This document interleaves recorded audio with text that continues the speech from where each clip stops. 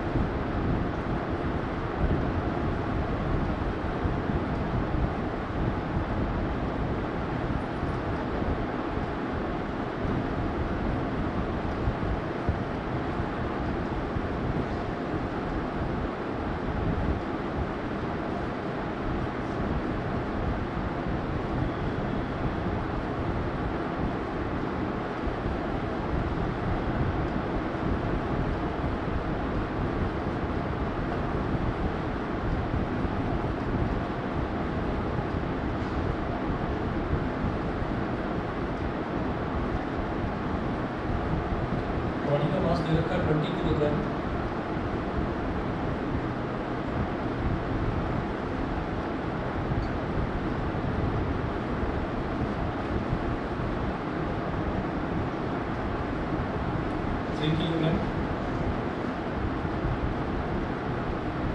इसका मास दे रखा है और फिगर में ये दे रखा है कि ये है एक्सेलरेशन ऐसे और ऐसे। इधर 30 न्यूटन भी दे रखा है। वो हमको वैसे भी मालूम है कि 30 न्यूटन ही होगा, वही जी की वैल्यू 10 दे रखी है, तो 3 × 10 mg नीचे की तरफ एक्ट करेगा। ठीक है, तो हम यहाँ पर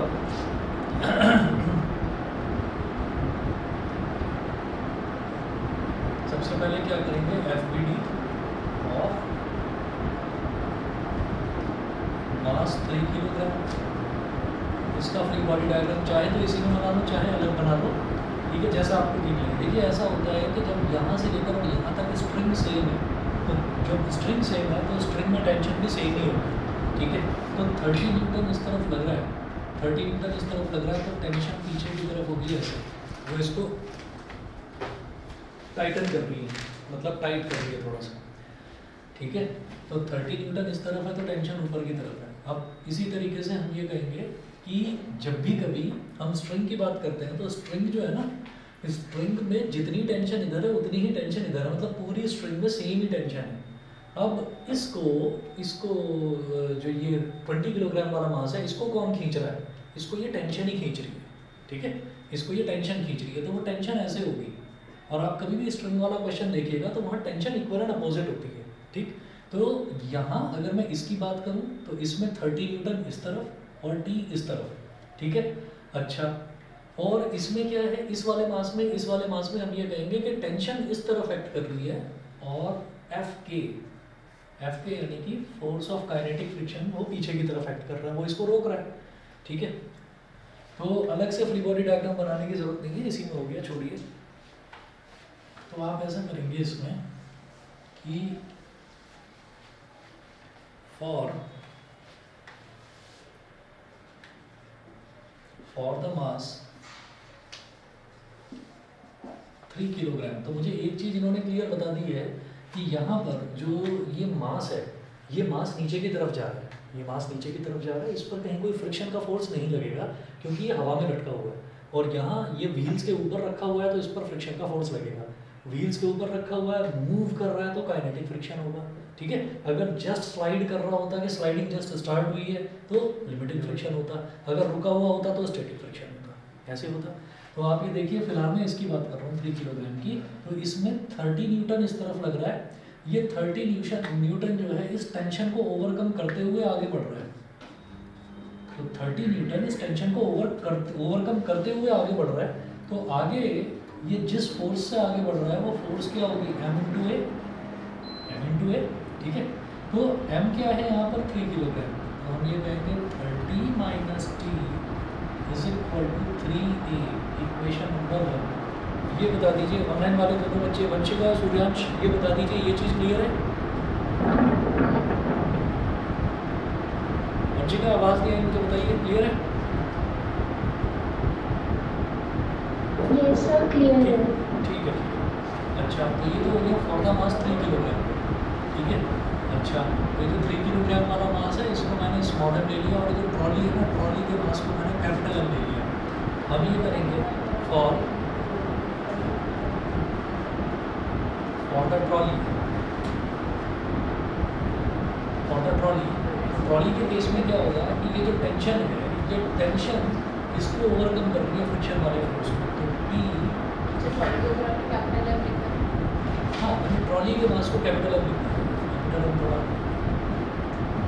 कैपिटल, तो T माइनस एफ के, यहाँ पर ये जो टेंशन है ये इस फ्रिक्शन वाले फोर्स को ओवरकम करके इस तरफ बढ़ रही है ट्रॉली, ठीक है। तो ट्रॉली किस उससे फोर्स से आगे बढ़ेगी, एक्सेलरेशन, क्योंकि स्ट्रिंग सेम है तो एक्सेलरेशन तो सेम ही होगा, तो 20 यानी कि कैपिटल एम इंटू ए, ये कैपिटल एम इंटू ए से आगे बढ़ेगी। अब T मुझे नहीं पता कितना है, माइनस एफ के क्या होता है बताएंगे, एफ के क्या होता है, फॉर्मूला जो होता है उसका,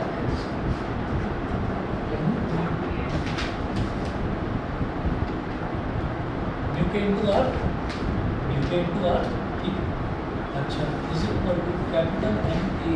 अब ये जो आर है, ये आर क्या है, नॉर्मल रिएक्शन इस ट्रॉली का, ठीक है। तो वो ट्रॉली का नॉर्मल रिएक्शन क्या हो जाएगा, अच्छा म्यू के की वैल्यू कितनी दे रखी है, 0.2 है, 0.04, ठीक है। और जो कैपिटल आर है, कैपिटल आर कितना है, M G is equal to M A, ये हो गया। तो T माइनस 0.04 पॉइंट गया नीचे 100 आया, और कैपिटल एम कितना दे रखा है 20 किलोग्राम, और इंटू जी कितना दे रखा है 10 इज इक्वल टू 20 ए, ये हो गया। अब यहाँ पर देखिए 1 0 2 0 और ये दोनों 0 कैंसिल आउट हो गए, तो ये मेरे पास बचता है T minus 8 is equal to 28,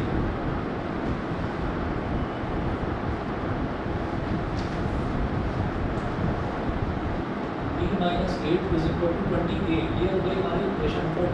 अब इसमें बड़ी आसान सी चीज़ है, हमसे इन्होंने पूछा क्या है, what is the acceleration of the block and the trolley system shown figure, what is the tension in the string. तो एक्सेलरेशन पूछा है, स्मॉल है और एक टेंशन पूछा है, तो इक्वेशन मिल गई, 2 वेरिएबल हो गया है कि नहीं भाई, 2 वेरिएबल 2 इक्वेशन, तो जैसे pair of linear equation solve करते थे 10th क्लास में, वही काम है। और जरा देखना इक्वेशन नंबर 1 में दे रखा है माइनस टी, और इक्वेशन नंबर 2 में दे रखा है प्लस टी, दोनों को ऐड कर दो, कैंसिल आउट हो जाएगा, ठीक है। तो लिखिएगा ऐड इक्वेशन 1 and 2,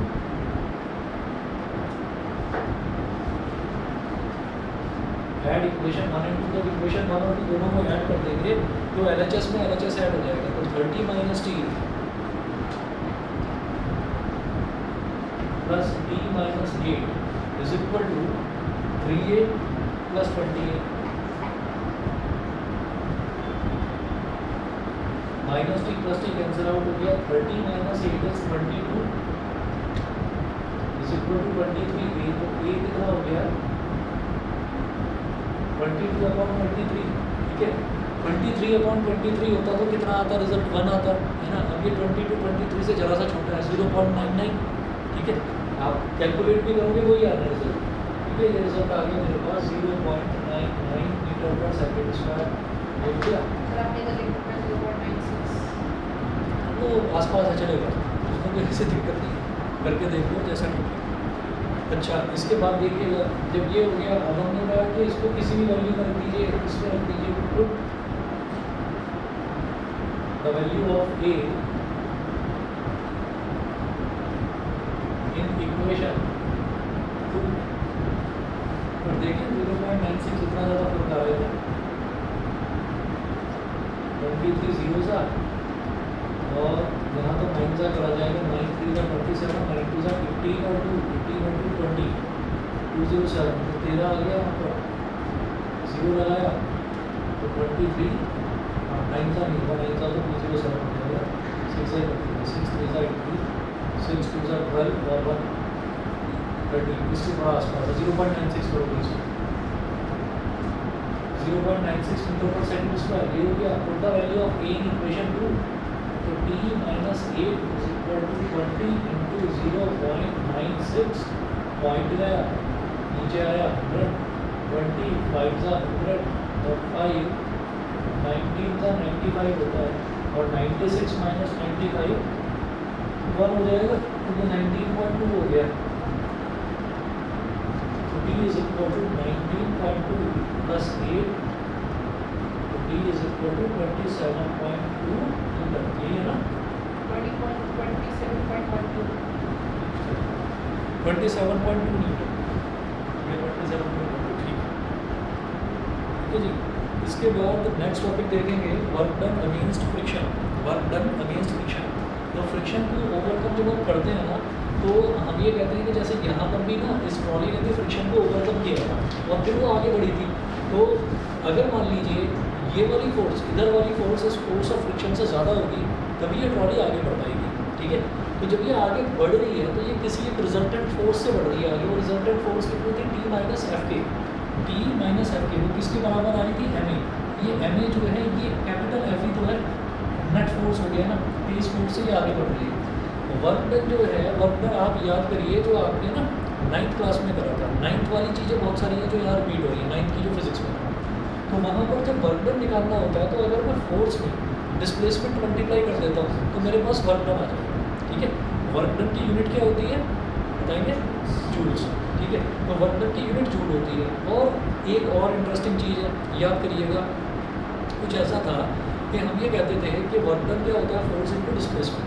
अब हमने ये देखा कि हम एक सर्कुलर ग्राउंड है, हम उस सर्कुलर ग्राउंड में गोल गोल गोल चक्कर काटते जा रहे, पसीने पसीने हो गए, थक गए बहुत ज़्यादा।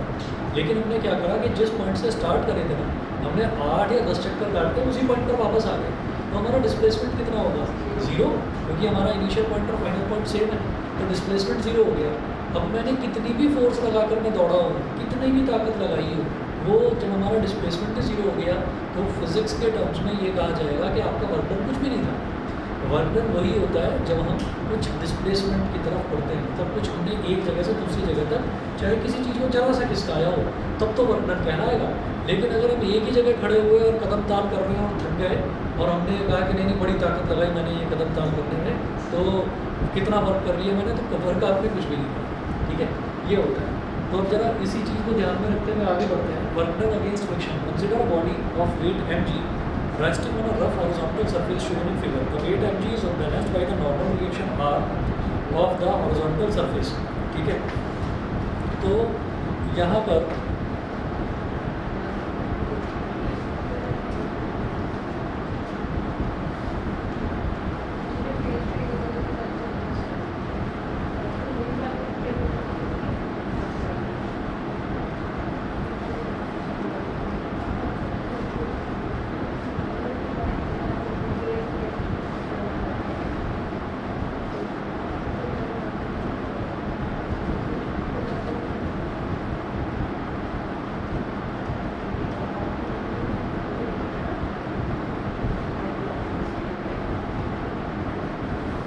वर्क डन अगेंस्ट फ्रिक्शन,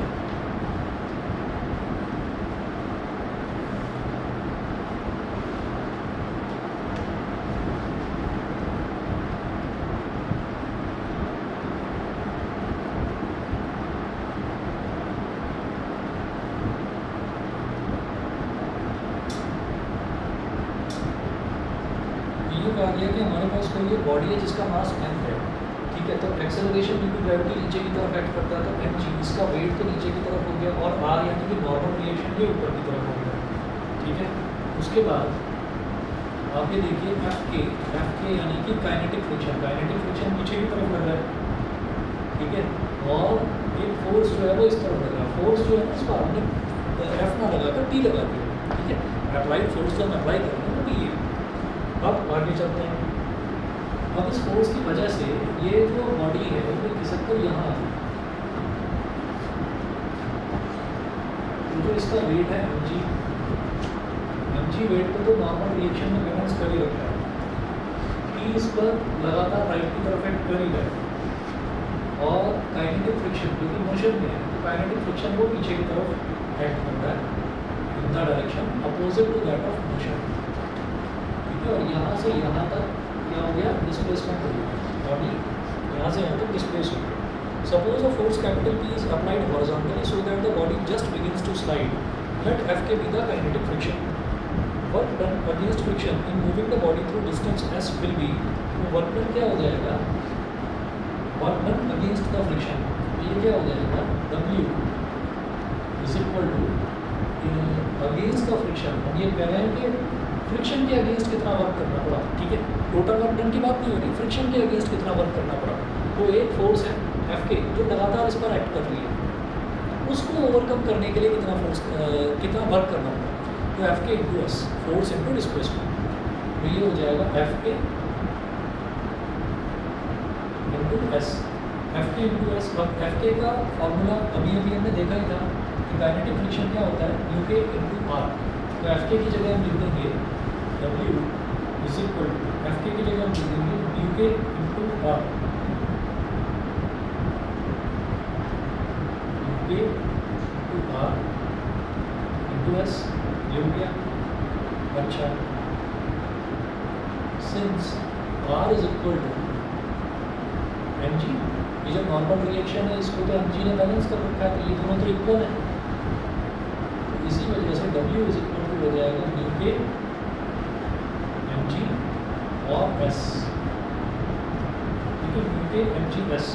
तो क्या होता है कि जब भी कभी हमसे ये कहा जाए कि वर्क डन अगेंस्ट फ्रिक्शन, तो फ्रिक्शन के अगेंस्ट कितना वर्क आपको करना पड़ेगा, तो आपको क्या करना है, उसका वेट लेना है बॉडी का, उसमें कोफिशिएंट ऑफ फ्रिक्शन को मल्टीप्लाई करना है और जितना वो डिस्प्लेस होगा उतना डिस्प्लेस उसको मल्टीप्लाई कर दीजिए, रिजल्ट आ जाएगा जूल में आपको. क्लियर है, ठीक है. अगला देखिएगा, नेक्स्ट टॉपिक है work done in moving a body up an inclined plane. ठीक है, तो एक बॉडी को अप एन इंक्लाइंड प्लेन, एक इंक्लाइंड प्लेन है, इंक्लाइंड प्लेन पर ऊपर स्लाइड करवाने में कितना वर्क करना पड़ता है वो देखते हैं जरा.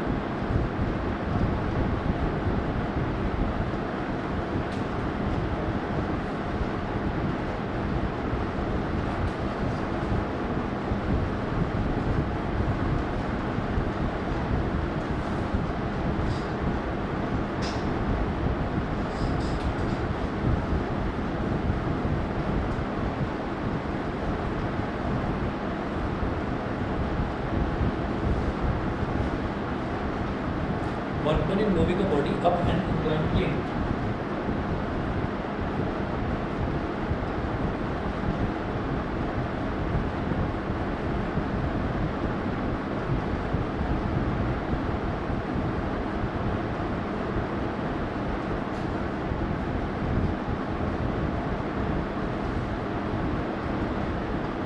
अगर कोई बॉडी है और वो एक इंक्लाइंड प्लेन पर पड़ी हुई है, तो इंक्लाइंड प्लेन पर खिसकाने में थोड़ी फोर्स ज़्यादा लगानी पड़ेगी, है ना, इसके कंपैरिजन. तो प्लेन था, अब इंक्लाइंड प्लेन है, तो इसका जरा डायग्राम देखिएगा और इसके कंपोनेंट्स रिजॉल्व मेरे को करने पड़ेंगे.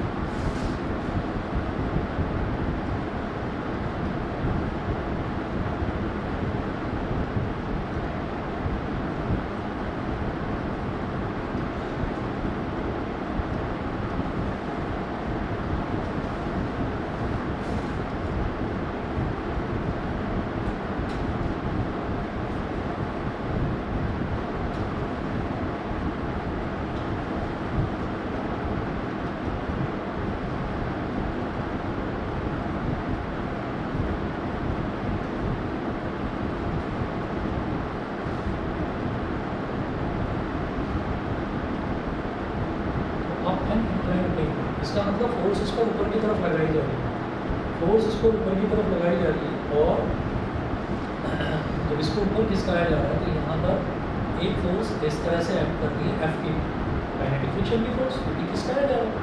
ठीक है, जा रहा है, मूव कर रहा है, तो काइनेटिक फ्रिक्शन एफ के मोशन में है.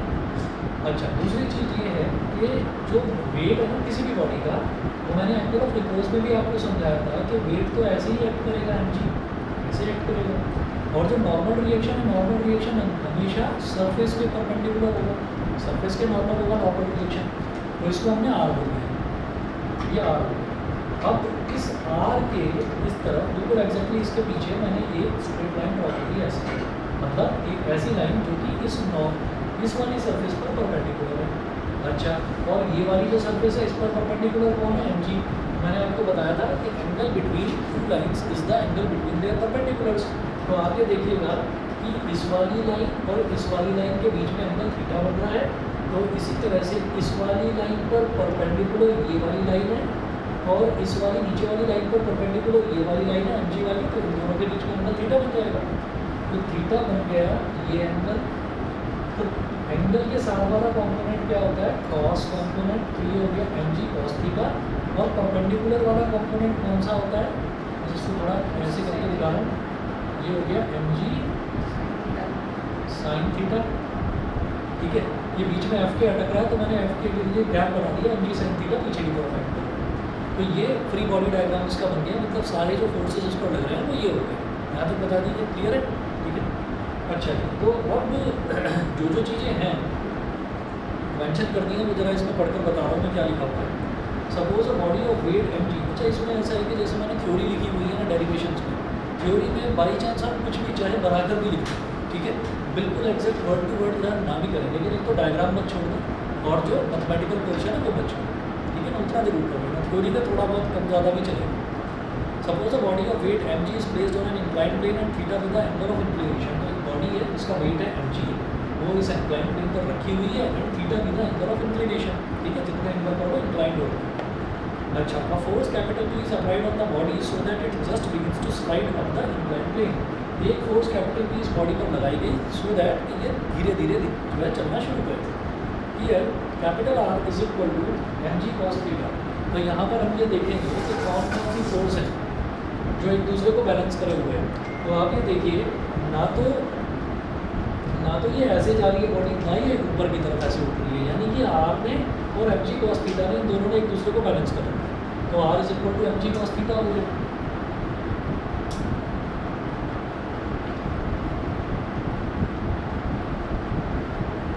R is equal to mg cos theta, इसको लिखिए इक्वेशन नंबर 1। अच्छा, मूवमेंट जो है वो मूवमेंट किस तरह हो रहा है वो देखिएगा।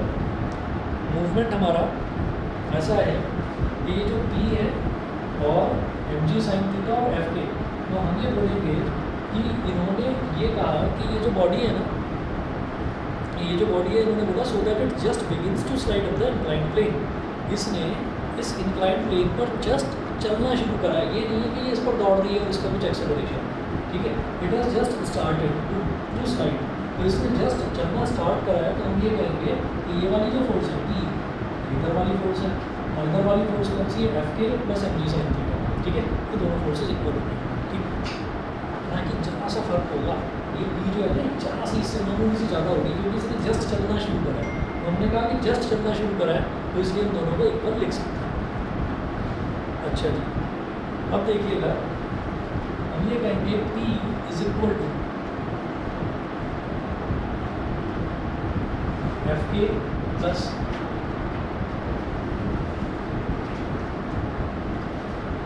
M G sine theta. ये होगी इक्वेशन नंबर 2, एफ के plus M G sine theta, equation number 2। और जो एफ के है, एफ के की वैल्यू डाल देंगे। एफ के क्या होता है, since F k is equal to mu k into are, ठीक है, और न्यू के कोफिशिएंट ऑफ फ्रिक्शन है और आर क्या है, आर है M G cos theta. Therefore F के की जगह ये लिखिएगा न्यू के एम जी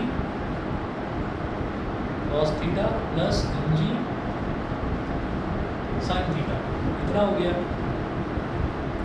अब यहाँ से एम जी ले लेंगे common, is equal to M G ले लिया कॉमन, तो ब्रैकेट में क्या बचा, mu K cos theta plus sine theta. तो ये हमारी आ गई force. So work done in pulling the body through the distance S up the inclined plane is. तो जब भी कभी हमें वर्क डन निकालना होता है तो फोर्स निकल गई, तो फोर्स में आप डिस्प्लेसमेंट कर देते हैं, ठीक है। तो क्या होगा, work done is equal to P S. ने माना कि कितना डिस्प्लेस कर लिया, एस डिस्टेंस तक वो चला, तो M G into mu K cos theta plus sine theta into S, ठीक है, ये हो गया जी। इसके बाद देखिएगा, work done in moving a body down and inclined plane, ठीक है। अब ये जस्ट इसका उल्टा है कि डाउन एंड इंक्लाइंड प्लेन, अब वो नीचे की तरफ जा रहा है उसमें, ठीक है, मैं 1 मिनट में आ रहा हूँ, अभी करवाता हूँ।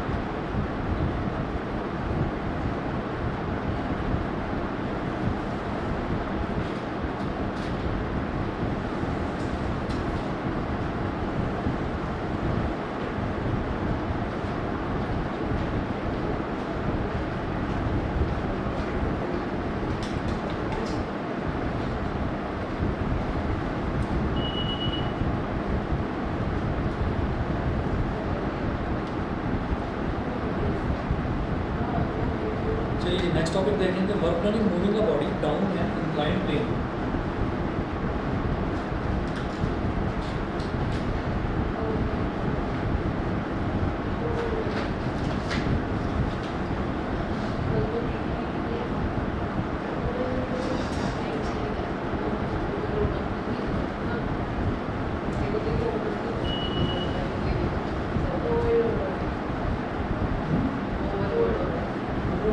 बंद हो जाता है।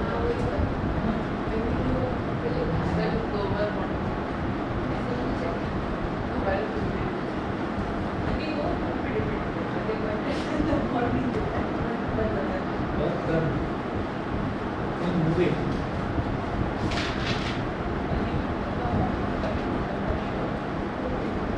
a body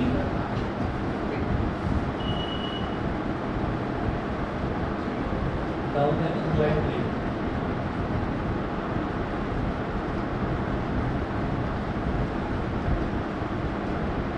Work done in moving a body down an inclined plane. तो एक इंक्लाइंड प्लेन पर हम बॉडी को नीचे जो है खिसका रहे हैं।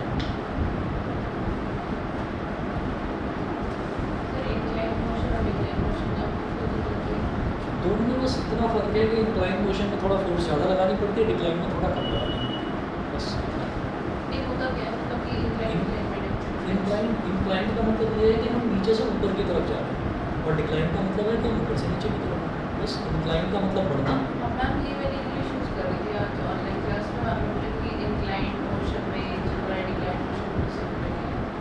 जो बता रहा हूँ बेसिक वही है। इंक्लाइन का मतलब ये है कि नीचे से ऊपर की तरफ किसी बॉडी पर फोर्स लगा, डिक्लाइन पर भी आप देखें नीचे में फोर्स नीचे लगा, बस इतना अंतर है। मतलब ऑब्जेक्ट को मूव ऊपर करता है इंक्लाइन पर डिक्लाइन पर नीचे ठीक है नीचे that's it। वो कुछ घुमा दिया होगा वर्कर ने moving body down in incline plane. अभी आप देखिएगा इसमें मैं यही बताऊंगा आपको।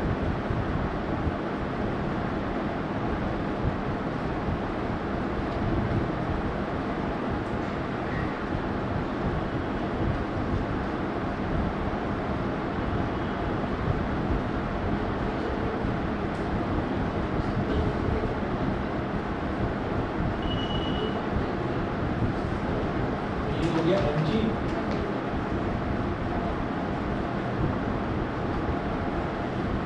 mg और अब क्या है कि अब जो है हम फोर्स जो है वो ऐसे लगा रहे हैं यहाँ पर, ये हमने फोर्स लगाई क्योंकि हम नीचे की तरफ उसको खींच रहे हैं।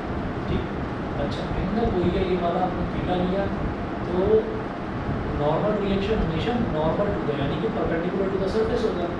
इस पर हमने नीचे की तरफ एक लाइन एक्सटेंड करी जो कि इस वाली सरफेस पर परपेंडिकुलर ही है, तो इस वाली लाइन और इस वाली लाइन इन दोनों के बीच में एंगल थीटा बनेगा। तो ऑब्वियसली ये वाला जो कंपोनेंट है ये mg cos थीटा हो गया और इधर वाला कंपोनेंट जो है ये हो जाएगा mg sin थीटा। ठीक है अब लाइट ही गई होगी, हाँ ये वैसे ही करना है, पता नहीं कुछ होगा गड़बड़।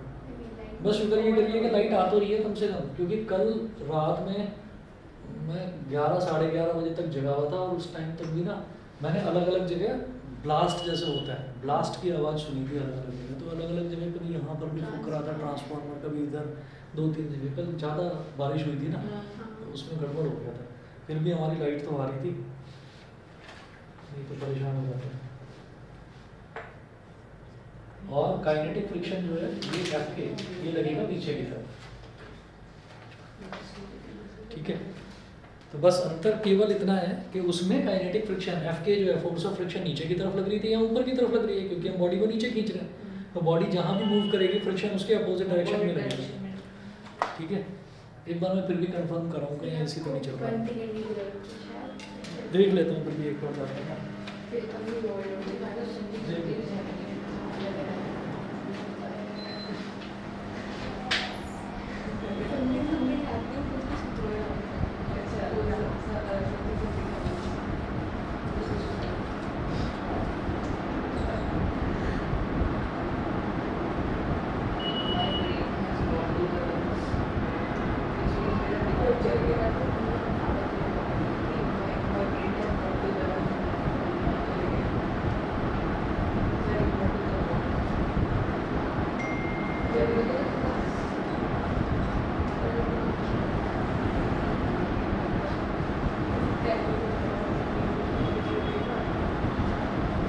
कुछ भी लिखने कुछ नहीं चल रहा था, कुछ नहीं है। कभी कभी इनके हो जाता है सॉफ्टवेयर पर।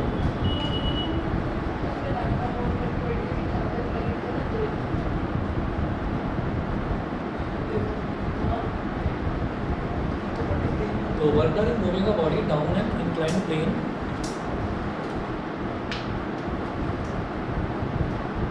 suppose a body of weight mg is placed on an inclined plane. Suppose the angle of inclination theta be less than the angle of repose. Be less than the angle of repose पता है क्यों बोला है? ये angle of repose जो है angle of repose पर body जो है ना अपने आप ही स्लाइड करना शुरू कर देती है, समझ गए? तो हमें मालूम है कि अगर हम किसी इंक्लाइंड प्लेन पर रखेंगे तो बॉडी अपने आप भी खिसकना धीरे धीरे शुरू करेगी। तो ये एंगल आपको उससे एंगल ऑफ रिपोज से थोड़ा सा कम रखना है। ठीक अच्छा A force capital P is applied to just slide the body down the inclined plane. तो वो जस्ट खिसकना शुरू करें, हमने वो वाली फोर्स P यहाँ पर लगाई है, तो R इज इक्वल टू ये तो वही है बैलेंस कर देगा एक दूसरे को, R is equal to mg cos theta, ये तो हो गई हमारी इक्वेशन नंबर 1। और फिर क्या करेंगे इधर वाली फोर्स क्या है P plus mg sin theta और इधर वाली फोर्स क्या है F k P plus mg sin theta is equal to F k यानी कि फोर्स ऑफ काइनेटिक फ्रिक्शन। तो P is equal to F के minus mg sin theta, f के माइनस mg sin थीटा, ये हो गई इक्वेशन नंबर 2। और फिर वही बात करेंगे कि एफ के की वैल्यू होती है म्यू के इंटू आर और आर होता है mg cos थीटा। मैं एफ के की जगह लिखूंगा mu k M G cos theta, mu k M G cos theta minus M G sine theta. और फिर यहाँ से आप एम जी कॉमन ले लीजिए, तो T is equal to M G common ले लिया, ब्रैकेट में क्या आएगा mu K cos theta minus sine theta. So the work done in sliding the body through a distance s down the inclined plane is W is equal to P into S and U is equal to P into S।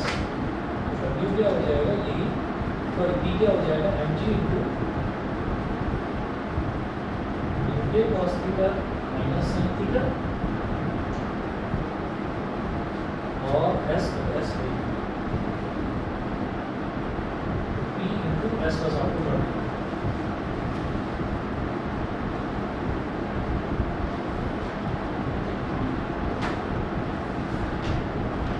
ठीक है जी, अगला देखेंगे जरा page number 41 पर आ जाइए। Acceleration of a body sliding down an inclined plane. Acceleration of a body sliding down an inclined plane.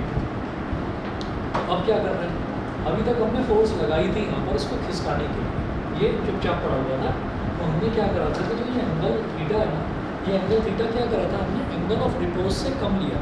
अगर angle theta angle of repose के ही इक्वल ले लेते हैं तो वो बॉडी अपने आप ही खिसकना शुरू कर देती है। ठीक है, अब क्या करेंगे, acceleration of a body sliding down an inclined plane. कि अब बॉडी जो है वो नीचे खिसकती आ रही है, जब वो खिसकती आ रही है तो उसकी धीरे धीरे स्पीड ना बढ़ेगी। कोई भी चीज़ अगर अपने आप से एक्सेलरेशन ड्यू टू ग्रेविटी की वजह से अगर वो लुढ़कती हुई या खिसकती हुई आ रही है तो धीरे धीरे उसकी स्पीड बढ़ती चली जाएगी। स्पीड के बढ़ने का मतलब ये एक्सेलरेशन होता है। तो देखिएगा, consider a body of weight mg placed on an inclined plane. बिल्कुल वैसे ही हमने कहा कि बॉडी है उसका वेट mg है, उसको हमने इंक्लाइंड प्लेन पर रख दिया। आगे बोल रहे हैं suppose the angle of inclination theta be greater than the angle of repose. इस बार जो एंगल ऑफ इंक्लिनेशन है ना थीटा, वो एंगल ऑफ रिपोज से बड़ा है। एंगल ऑफ रिपोज से बड़ा है तो अपने आप खिसकेगा, अपने आप नीचे आएगा। Let small a be the acceleration with which the body slides down the inclined plane। हमने कहा कि स्मॉल a जो है वो एक्सेलरेशन है जिस एक्सेलरेशन से बॉडी नीचे की तरफ आएगी। तो देखिएगा,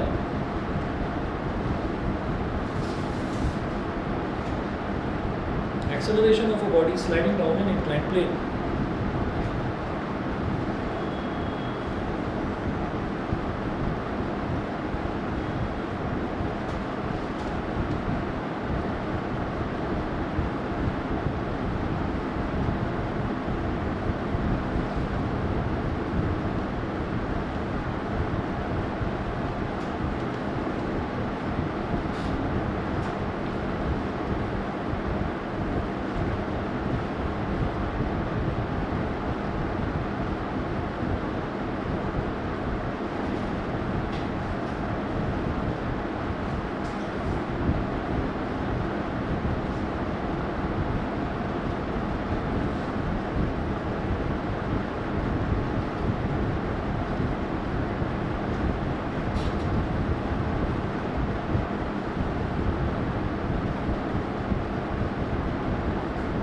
Acceleration of a body sliding down an inclined plane। तो हमने इस बार क्या करा, इस बार जो एंगल ऑफ इंक्लिनेशन लिया वो एंगल ऑफ रिपोज से थोड़ा सा ज़्यादा लिया। ये थीटा हो गया, ये बॉडी हो गई, बॉडी का मास m है, मास m है तो उसका वेट mg बिल्कुल ऐसे वर्टिकली डाउनवर्ड्स एक्ट करेगा mg। ये नॉर्मल रिएक्शन ऐसे हो गया r, और फोर्स ऑफ फ्रिक्शन ये पीछे की तरफ एक्ट करेगा एफ के, फोर्स ऑफ फ्रिक्शन। अच्छा, ये एम जी है तो ऑब्वियस सी बात है कि ये वाला एंगल भी थीटा बन जाएगा।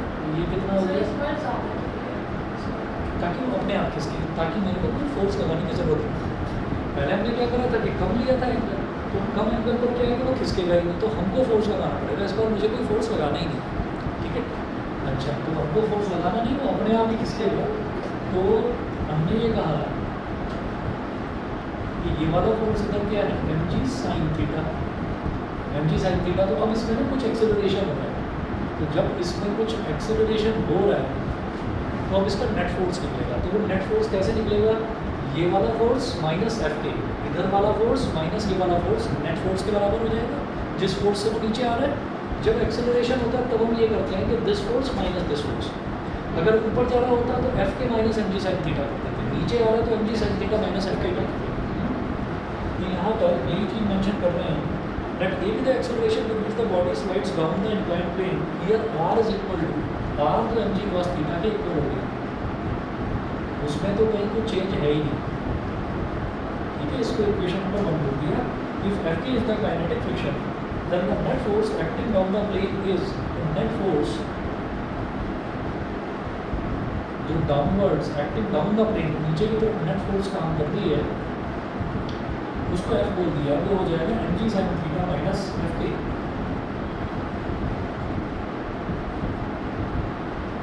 एम जी साइन थीटा माइनस एफ के।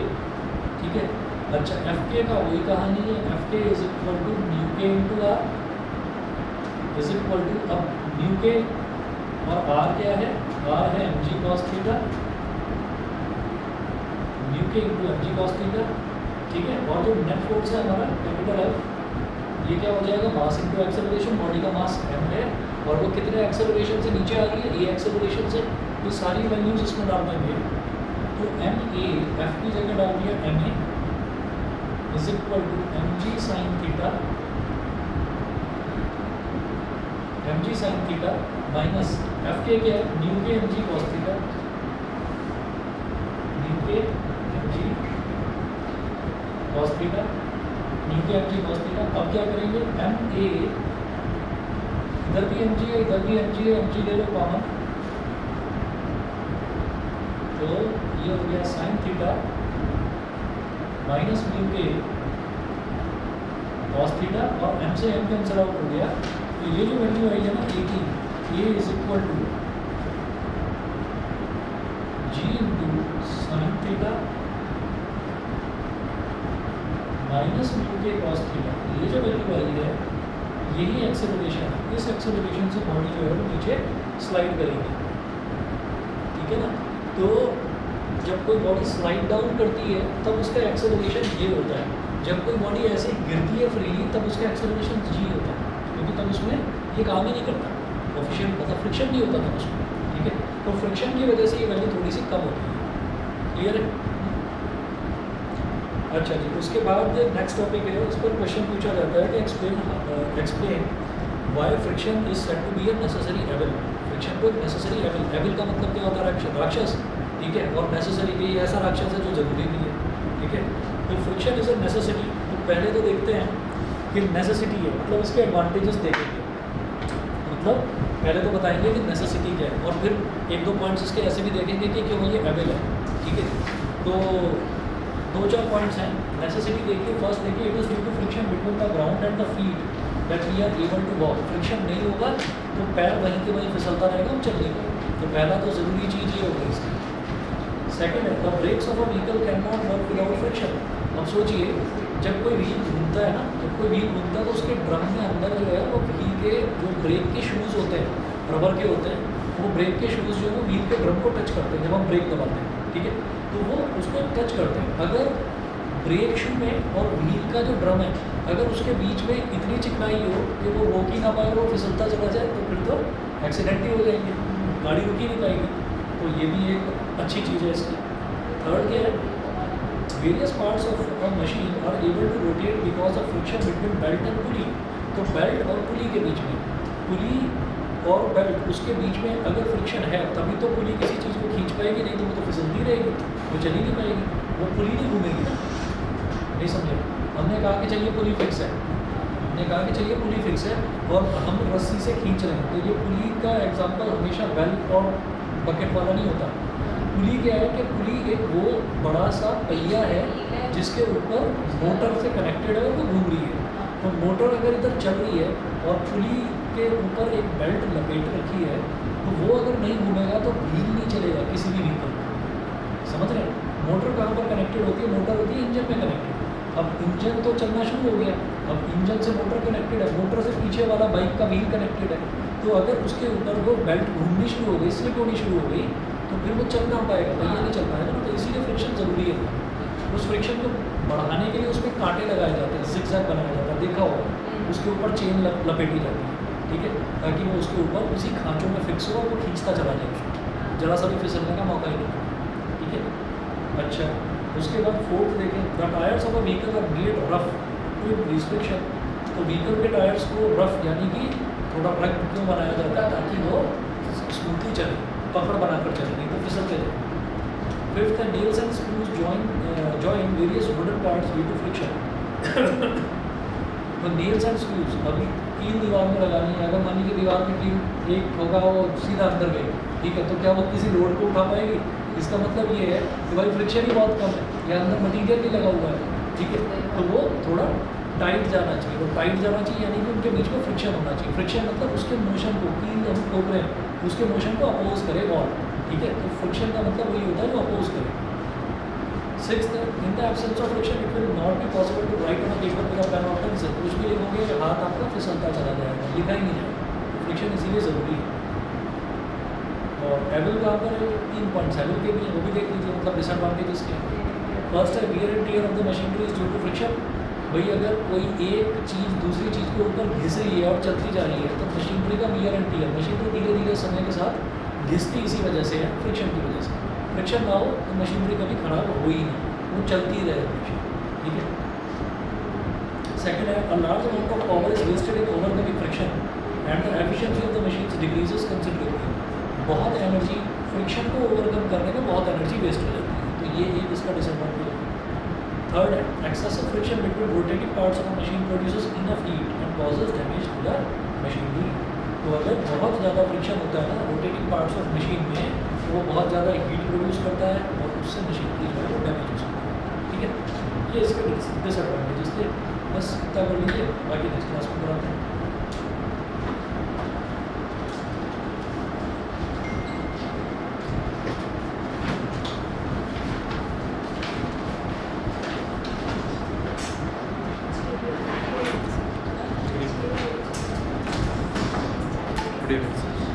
Good evening.